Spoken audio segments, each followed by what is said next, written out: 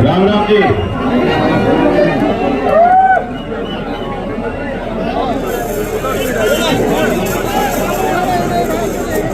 बहुत बड़ी तादाद में अरे दिनू भाई, अरे भाई साहब क्या कर रहे हैं? सारे काम छोड़ के आज यहाँ आए हो। क्या कर रहे हैं? और कई दिन से धरना संचालित चल रहा है। मैं समिति को भी, क्षेत्र के सभी किसानों से की तरफ से धन्यवाद देता हूँ कि आपने इस हो रहे अन्याय के खिलाफ लड़ाई लड़ी है, यहाँ तक बात पहुंचे। मैं आपको भी सबको बधाई देता हूँ कि आपने यहाँ आकर अपने ताकत का प्रदर्शन किया है। ये सरकार को सचेत हो जाना चाहिए। प्रशासन के लोग यहाँ बैठे हैं, सरकार को सारी बात मालूम है और हल भी सरकार के पास ही है। ये बात अलग है, ये निजी मिल है, इनकी भी खूब कमियां हैं, उजागर हुई हैं, किसानों को बात मालूम है। और मैं आपका गन्ना भी देखता हुआ आ रहा था, इतना लंबा लंबा गांडा आपका खेतों में खड़ा है। मैं सोच रहा था क्या कारण है, कौन रस पी गया इनका कि शामली में कोई अलग कोई किस्म आ गई कि चीनी नहीं निकलती। बताओ, अभी अड़ती हो रही हो क्या? रोग भी लग गया उसमें, लग रहा है रोग। तो किसान तो वो नुकसान भी सहन कर रहे हैं। ये किसान के ट्रैक्टर देखकर सोचते हैं कि किसान बहुत तरक्की कर रहा है। मोदी जी भाषण देते हैं कि 5 ट्रिलियन इकोनॉमी हो जाएगी। कल बोल रहे थे, कह रहे थे कि मैं अपने तीसरे कार्यकाल में इस देश की अर्थव्यवस्था को नंबर 1 पहुंचा दूंगा। सबसे पहले तो तीसरे कार्यकाल का फैसला कर लिया क्या आपने?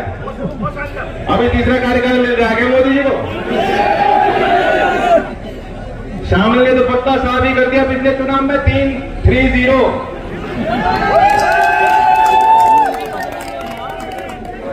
और मैं सरकार से पूछता हूं कि यही सजा भुगत रहे क्या हम लोग? यही कारण है कि यहाँ का गन्ना सूखा निकल रहा, चीनी नहीं निकल रही गन्ने से। 338 करोड़ बकाया है एक जिले का, 338 करोड़ बकाया हमारे जिले का है और पिछले साल का है।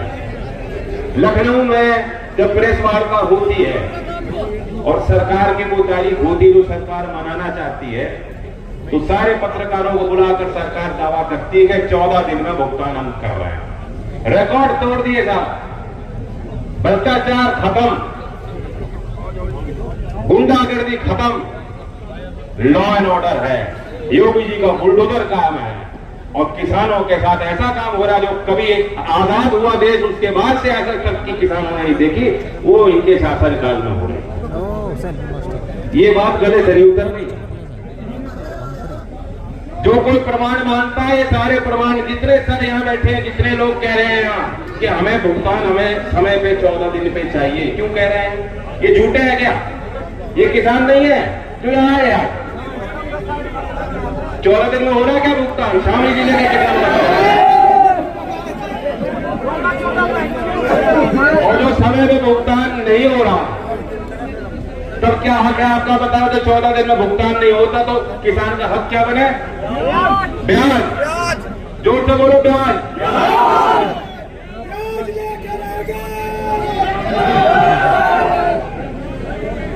तो सरकार की बड़ी जिम्मेदारी बनती है। और कल्पना करो,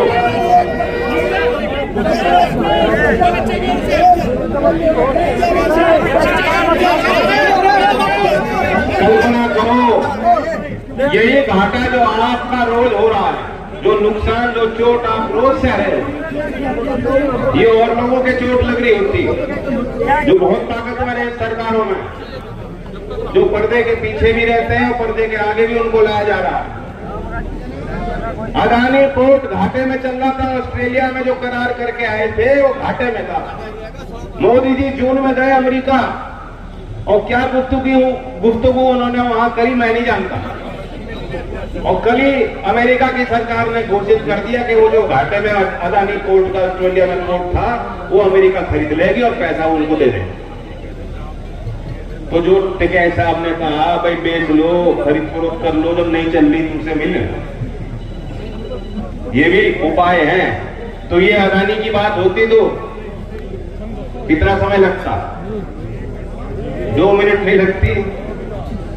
ये कोई सरकार है, गेहूं पे निर्यात पे प्रतिबंध लगाने तो रातों रात लग जाते हैं। धान पे प्रतिबंध लगाने निर्यात नहीं होगा, क्यों? महंगाई हो जाएगी, 2 दिन नहीं लगते। प्याज के निर्यात पे प्रतिबंध लगाने हैं तो एकदम घंटों में हो जाता है। आलू के निर्यात पे प्रतिबंध इस सरकार ने लगाए, पहले लगे हो ना लगे हो, इस सरकार ने लगाए। इन सारे तमाम फैसलों का नुकसान किसी पूंजीपति को नहीं है, किसी मोटे व्यापारी को नहीं है, सीधा सीधा नुकसान किसान को होता है इन फैसलों। किसान के हित का जब सवाल आता है तो सरकार फैसले क्यों नहीं ले सकती? यहां बड़े अधिकारी बैठे हुए हैं, क्यों नहीं लखनऊ बात करते? ये जितने लोग हैं वो समिति कोशिश कर रही है इनको नियंत्रित करने की। रोज लोग आते हैं, लोग शिकायत करते हैं। मैं सुन रहा था अभी चौधरी साहब कह रहे थे, पूछ रहे तो किस बात को राजी हो बताओ? एक स्वर में किसानों ने खड़े होकर कह दिया 14 दिन में भुगतान हो, पुराना भुगतान आज ही हो। यही बात लोगों ने कही है। तो जो यहां नेतृत्व कर रहे हैं, धरने को 3 महीने से लगातार चला रहे हैं, उनके पास क्या बात है जिस बात को लेकर किसानों के पीछे रखेंगे और किसान मान जाएंगे? और वो क्यों विश्वास करें और किन पे विश्वास करें? यही तो काम प्रशासन का होता है। यहां मौजूद अधिकारियों को इस पर गंभीरता से सोचना चाहिए, लखनऊ वार्ता करनी चाहिए, हल्के में ना लें इस बात को। सारे हल आपके सामने हैं। वहां योगी जी चाहेंगे तो हो जाएगा, यहां डीएम चाहेंगे तो हो जाएगा, और मिल के मालिक चाहेंगे तो हो जाएगा। हम लोग जितने यहां हैं, जो मंच पे आज मैं बोल रहा हूं, हम लोग किसान के हैं। पूरी तरह से किसान की जो लड़ाई है और किसान जो चाहता है हम लोग वही करेंगे, वही खाएंगे, और कोई दावा की बात नहीं।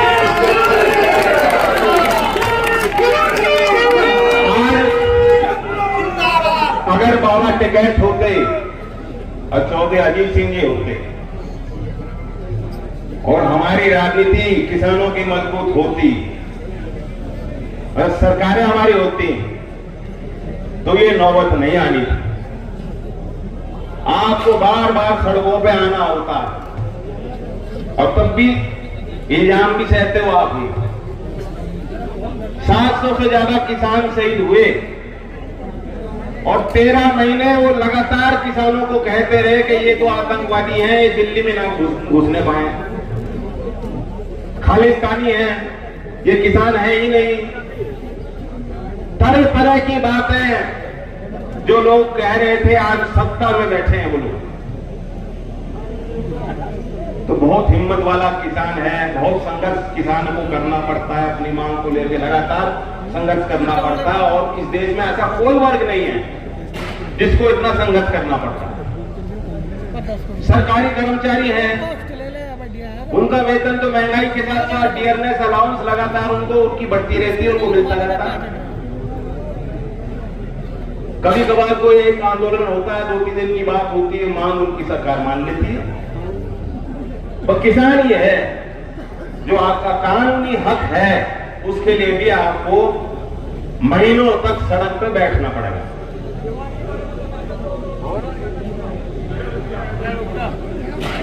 तो इसलिए ये दर्द आपका, मेरा दर्द है। इस बार दिवाली फीकी रहेगी। मेरे पास अभी कोई ठोस उपाय नहीं कि मैं आपको यहां पेश करूं, और मैं भी यही कहूंगा कि मैं भी इस बार दिवाली नहीं मनाने का। कोई दिवाली नहीं है जब तक किसानों का भुगतान नहीं समय पे होता, तो कोई हमारे घर में कोई रौनक नहीं, कोई खुशी नहीं। ये सरकार इस बात को सोचे। चुनाव करीब आ रहे हैं। हरियाणा की सरकार खट्टर जी की रोज मैं आलोचना करता हूं, रोज करता हूं। जो वहां लोगों को आपस में उन्होंने लड़वाया भिड़वाया अपनी छोटी राजनीति के लिए। इससे पहले हरियाणा की राजनीति में कभी जाट गैर जाट की बात हमने नहीं सुनी, इस बार हमने सुनी है, देखिए होते हुए झगड़ा करवाया इन्होंने, इसलिए मैं रोज उनकी आलोचना करता था। लेकिन हमारे योगी बाबा से तो बेहतर निकले। 386 घोषित कर दिया, 380 तो पंजाब पिछले साल दे रही थी और अगले साल का भी घोषित कर चुके। 400 रुपए अगले साल का घोषित हो गया। आज हमारे यहां बिल चालू है। जानबूझ करके अगर पेरोई सत्र के पहले गन्ने का भाव सरकार घोषित करती, इन्हें मालूम है कि किसानों के साथ इन्हें कंजूसी करनी थी। मिल मालिकों के दबाव में लोग लगते हैं जानबूझकर, इसलिए इन्होंने घोषणा नहीं करी कि मिल चलाओ। और मिल चलाने के एक आध महीने बाद हम जब दिसंबर आएगा, दिसंबर के बीच में जाके घोषित करेंगे, तब सारे किसान व्यस्त हो जाएंगे अपने अपने कामों में, पर्ची के पीछे भाग रहे होंगे। कोई ये नहीं पूछेगा ही गन्ने का भाव इतना क्यों किया, कोई नहीं कह पाएगा।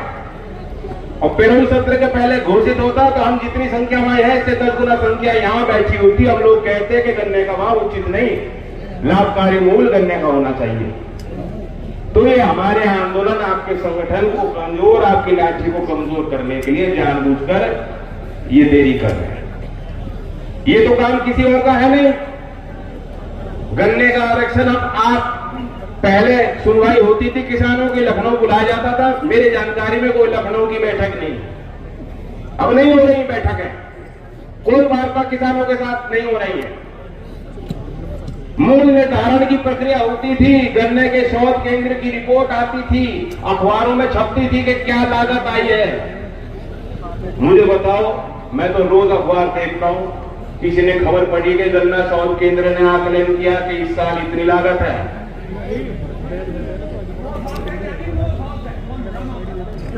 तो ये जब हिसाब किताब लेखा जोखा सरकार देना ही नहीं चाह रही, तो मूल्य निर्धारण की प्रक्रिया क्या है, पहले तो यही मेरे समझ में नहीं आती। ये दावा करें कि किसान की लागत में 50% मुनाफा देने के लिए मोदी जी ने प्रण कर रखा है। स्वामीनाथन जी आज हमारे बीच नहीं है, मैं उनका नमन करता हूं, उनको श्रद्धांजलि देता हूं। उनका फॉर्मूला आज तक देश में लागू क्यों नहीं हुआ, मैं ये सवाल पूछना चाहता हूं। ये किसकी जिम्मेदारी है? ये सरकार की जिम्मेदारी है। इसकी जिम्मेदारी किसानों की नहीं है। मूल्य निर्धारण, क्षेत्र आरक्षण, 14 दिन में भुगतान होना ना होना, कानूनी तौर पे सरकार की दखल और सरकार का निर्णय सब पे लागू होगा। पर एक कमी जरूर है, जो टिकैत साहब कह रहे थे कि एक समाधान ये भी है।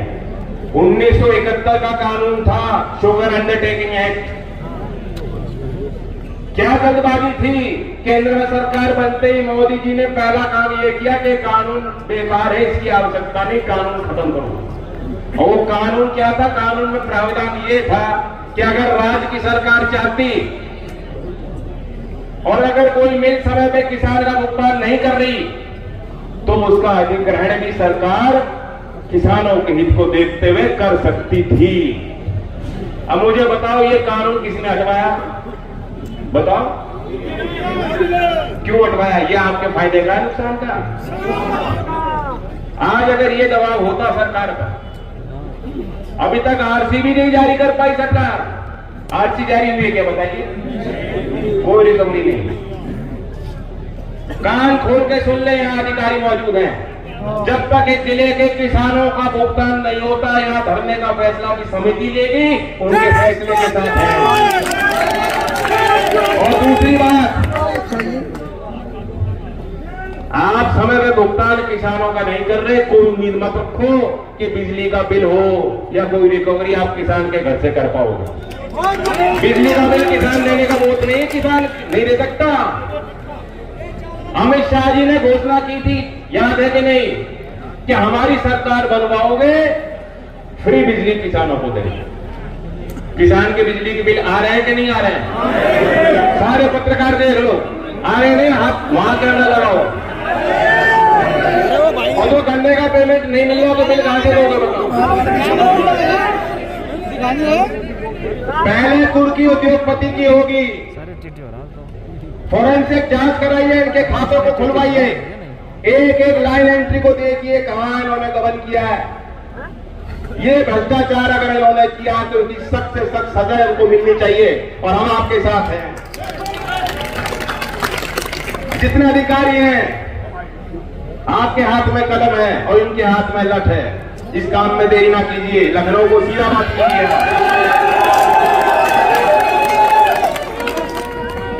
हमारे यहाँ जो समिति के सदस्य हैं, जैसा मैंने पहले कहा, मेरे पास कोई बात होती लिखित में मैं कहता, मैं आपसे पूछता, आप राजी होते तो मान लेते, राजी नहीं होते तो वैसा निर्णय लेते। अब स्थिति वहां तक पहुंची नहीं है मेरे समझ में, तो मैं तो यहाँ बैठा हूं।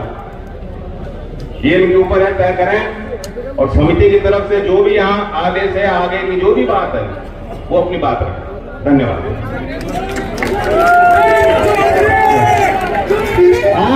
आप लोग अपनी जगह